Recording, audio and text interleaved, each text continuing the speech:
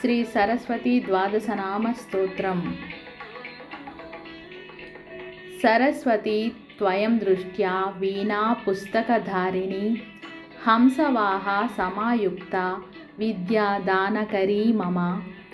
ప్రథమం భారతీ నామ, ద్వితీయం చ సరస్వతి, తృతీయం శారదాదేవి, చతుర్థం హంసవాహన, పంచమం జగతి ఖ్యాతం, షష్టం వాగీశ్వరీ తథా కౌమారి, సప్తమం ప్రోక్త, అష్టమం బ్రహ్మచారిణి, నవమం బుద్ధిదాత్రీ చ, దశమం వరదాయిని, ఏకాదశం క్షుద్రాఘంటా, ద్వాదశం భువనేశ్వరి.